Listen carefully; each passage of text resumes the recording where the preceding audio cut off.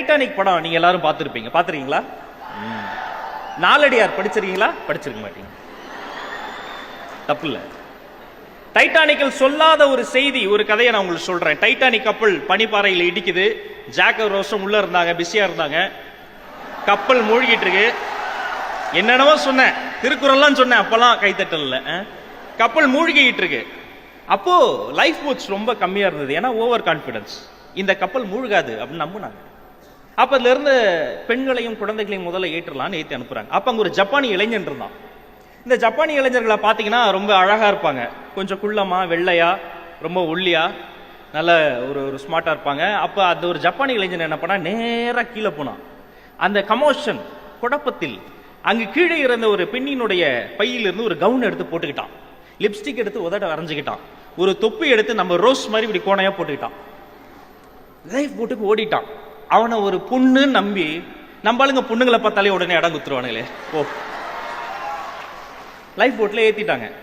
அவன் இறங்கிட்டான். கப்பல் மூழ்கியது, பலரும் இறந்தார்கள். ஆனா ஒரு பெண் வேடமிட்ட ஜப்பானிய இளைஞன் சாதுரியமாக தப்பித்து விட்டான். செய்தியாகிறது. அவனுக்கு வரவேற்பு கொடுத்து அவனை முறைப்படி சட்டப்படி ஜப்பானுக்கு அனுப்பி வைக்கிறாங்க. ஒரு மிகப்பெரிய வரவேற்புக்காக அவன் ஜப்பானில் இறங்கியவுடன் அவனுடைய தாய், தந்தை, உடன் பிறந்த தங்கை, அவனோடு உடன் பிறந்த தம்பிகள் அனைவரும் சேர்ந்து அவனை அடித்து உதைத்து, நீ ஜப்பானியனே இல்லைன்னா அவனை விலக்கி வச்சுட்டாங்க. ஏன்? ஒரு பெண்ணினுடைய இடத்தை தட்டி பறித்த நீ இந்த மண்ணின் மைந்தனே இல்லை என்று சொன்னது ஜப்பான். இதனால அதிர்ச்சி அடைந்த ஆங்கில பத்திரிகையாளர் ஒருத்தர், ஏன் இப்படி பண்றாங்க ஜப்பான் அப்படின்னு கேட்டப்ப அங்க இருந்து ஒரு பழங்குடி கதையை சொல்றாங்க. பல்லாயிரம் ஆண்டுகளுக்கு முன்பு சாமராயர்களின் காலம். அப்போ ஒரு கிராமத்துக்கு இன்னொரு கிராமத்துக்கும் போர். அப்போ ஒரு கிராமத்தில் இருந்த வீரர்கள் ஒரு கிராமத்தை பிடிச்சு அங்க துவம்சம் பண்ணிட்டு இருக்காங்க. அப்ப அந்த தாக்குதலுக்கு ஆளான கிராமத்துல இருந்து ஒரு சின்ன வண்டியில வயதானவர்களும் பெண்களும் கிளம்பி போய்கிட்டே இருக்காங்க. அப்படி போற ஒரு சின்ன வண்டியில ஒரு தாய் கையில குழந்தைய வச்சுக்கிட்டு அழுதுகிட்டே வரா. ஏன் அப்படின்னு அங்க இருந்து முதியவர் அந்த தாயை உத்து பார்க்கும்போது இன்னொரு குழந்தைய விட்டுட்டு வந்துட்டா, இந்த குழந்தைய கையில வச்சுட்டு அழுதுகிட்டே வரா. அப்ப அந்த வயதான அந்த ஜப்பான் தாத்தா அவர் கேட்கிறாரு, அம்மா, ஒரு குழந்தைய நீ விட்டுட்ட இடம் இல்ல, ஆனா இன்னொரு குழந்தைய காப்பாத்திட்ட, இப்ப நீ ஏன் அழற? அதுக்கு அந்த தாய் அழுது கொண்டே சொன்னார், ஐயா, நான் விட்டுட்டு வந்தது என் குழந்தை, தூக்கிட்டு வந்தது பக்கத்து வீட்டு குழந்தைனார். இதுதான் ஜப்பான், இதுதான் மனிதாபிமானம், இதுதான் கருணை, இதுதான் மனிதம். தோல்வியில் இருந்து பாடம் கற்றுக்கொள்வதாக இருந்தால் நீங்கள் ஜப்பானிடம் இருந்து உங்கள் வாழ்நாள் முழுமைக்குமான பாடங்களை கற்றுக்கொண்டே இருக்கலாம். சரி, ஜப்பான் வரைக்கும் போகணுமா?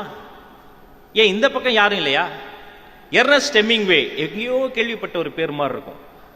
ஆங்கிலேய இலக்கிய உலகின் மகாகவி என்று வர்ணிக்கப்பட்டவர் எர்னஸ்ட் ஹெமிங்வே. வாழ்நாள் முழுக்க தோல்வி, படுதோல்வி. அவர் சின்ன பையன், 16-17 வயசு பையனா இருக்கும் பொழுது ராணுவத்தில் கொண்டு போய் சேர்த்து விடுறாங்க பயிற்சியில.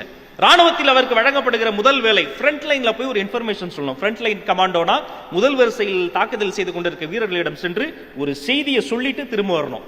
இவர் ஓடி ஓடி ஓடி ஓடி அதை சொல்லிட்டு வர்றாரு, ஒரு விளையாட்டு பிள்ளைய போல. அப்ப எங்க இருந்தோ ஷெல் விழுந்துகிட்டு இருக்கு, மேல இருந்து குண்டு விழுந்துகிட்டு இருக்கு. அங்க அடிபட்டு இன்னொரு வீரர் கிடக்கிறாரு.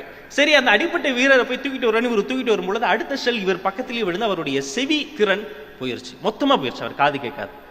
சரி, நான் அவரை கொண்டு போய் இவருக்கு கருணை இருக்கு, ஹெல்பிங் டெண்டன்சி இருக்கு, செஞ்சலுவை சங்கத்துல கொண்டு போய் சேர்த்து விடுறாங்க. செஞ்சலுவை சங்கத்துல அடிப்பட்ட வீரர்கள்லாம் இதே மாதிரி தூக்கிட்டு வரும்பொழுது மறுபடியும் இன்னொரு ஷெல் குண்டுக்கு தாளாகி அவர் வேகமாக ஓடக்கூடிய திறனையே வளர்ந்துடுறாரு. ராணுவத்துக்கே நீ லாய்க்கில்லை, செஞ்சலுவைக்கும் உன்னால ஓட முடியாது, கிளம்புட்டாங்க.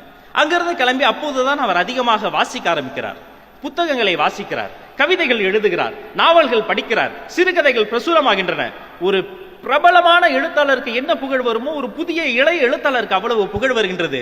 அவன் அந்த நாட்டின் மகாகவியாக கொஞ்சம் கொஞ்சமாக மாறுகிறான். போரில் தனக்கு வந்த கசப்பான அனுபவங்களை எல்லாம் வைத்து கடவனும் கடலும் என்ற ஒரு நாவல் எழுதுகிறான். அதற்கு நோபல் பரிசும் கிடைக்கிறது. அவன் மிகப்பெரிய கவிஞனான பிறகு ஒரு நாள், வாழ்க்கையில் எல்லா வசதிகளும் வந்த பிறகு ஒரு நாள், ஆப்பிரிக்க சிங்கங்களை பக்கத்தில் பார்க்க வேண்டும் என்று ஒரு ஆசை வருகிறது. உடனே ஒரு பிளைட்டை வச்சுக்கிட்டு தன்னுடைய காதலையும் கூட்டிக்கிட்டு அந்த ஆப்பிரிக்க காடுகளுக்கு மேல அந்த பிளைட் போயிட்டே இருக்கு. இன்னும் கீழே போ அப்படின்றாரு எர்னஸ்ட் ஹெமிங்வே.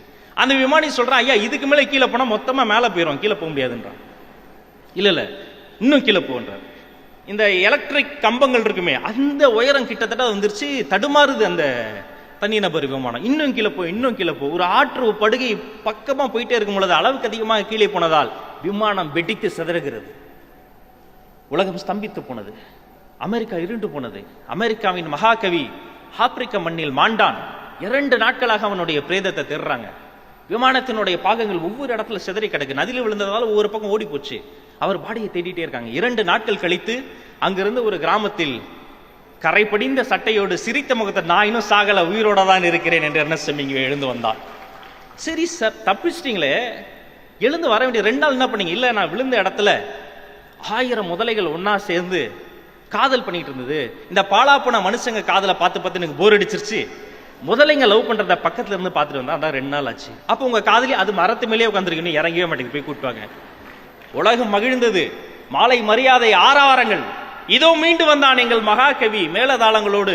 அவனை ஆப்பிரிக்கால ஒரு பெரிய ரன்வேல மலர் மாலையெல்லாம் போட்டு அவருக்கு ஒரு ராஜ மரியாதை வைத்து அந்த பிளைட் டேக் ஆஃப் ஆகுது. ரன்வேல அந்த பிளைட் அப்படியே தீப்பத்தி எரியுது.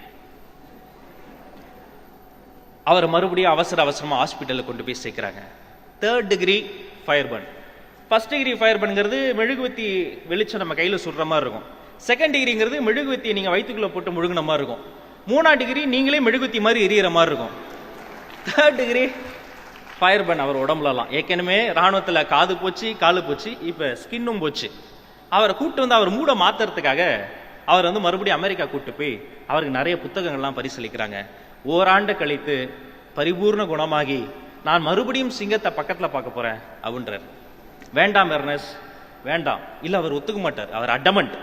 நான் பார்த்தே அவன். சரி, இந்த வாட்டி ஏதாவது சேஞ்ச் பண்ணிட்டு போங்க, ரொம்ப கேர்ஃபுல்லா போங்க. ஆமா, இந்த வாட்டி நான் கேர்ள் ஃப்ரெண்டை விட்டுட்டு போறேன், நானே போறேன் அப்படின்ட்டு. ஓம் பிரச்சனை உனக்கு. இந்த வாட்டியும் நீங்க பிளைட்ல போக கூடாது, கப்பல்ல போய் அங்க இருந்து ஜீப்ல போங்கன்னு சஃபாரி ஜீப்புக்குள்ள போகுது. காட்டுக்குள்ள ஜீப்பு போகுது. ஒரு பெரிய பிரைட் அப்படிம்பாங்க. Group of lions are call pride. சிங்கங்கள் நிற்கின்றன. ஜீப்பு நிறுத்த சொல்லிட்டாரு. வெளியில குதிச்சிட்டாரு. எல்லாம் அதிர்ச்சியை பாக்குறாங்க. அவர் சிங்கத்துக்கிட்ட போறாரு. சிங்கம் அப்படியே நின்று பாக்குது. இவரை பார்த்து நான் வாலாட்டுது. நாய் வாலாட்டுச்சுன்னா லவ் பண்ணுதுன்னு அர்த்தம். சிங்கம் வாலாட்டுச்சுன்னா ஓங்கி அடிச்சிருவேன், ஓடி போயிருன்னு அர்த்தம். நம்மால அது தெரியாம சிங்கத்துக்கிட்ட போய் hi I am Ernest Hemingway, how are you, கொன்றுவனே மூக்கிலே குத்து அப்படி கொஞ்சிக்கிட்டு இருக்காது. சிங்கம் லேசா உருமுது. பின்னாடி இருந்து கதறாங்க, எப்பா தயவு செய்து வந்துரு, உங்க நாட்டுக்கு பதில் சொல்ல முடியாது, உங்க நாடு உனக்காக போரே செஞ்சாலும் செய்யும், தயவு செய்து வந்துருன்னு சொல்றாங்க. இருறா நான் பேசிட்டு இருக்கிறேன். சிங்கத்தை பார்த்து பலார்னு ஒரு அற விட்டார் சிங்கத்தை. இவரு சிங்கம் பதிலுக்கு என்ன பண்ணிருச்சு, தன்னை இவர் இதுக்கு மேல விட்டா ரொம்ப அசிங்கப்படுத்திடுவான்னு அது ஓங்கி அடிச்சது பாருங்க. நம்ம சூர்யா மாதிரி இல்ல, உண்மையாவே அடிச்சது. அது முதுகெலும்பு முறிஞ்சிருச்சு. துப்பாக்கியை வானத்தை நோக்கி சுட்டு அவர் அங்கிருந்து தூக்கி போட்டு கொண்டு வந்துட்டாங்க. அவருடைய ஸ்பைனல் கார்டில் ஒன்று முறிஞ்சு போச்சு.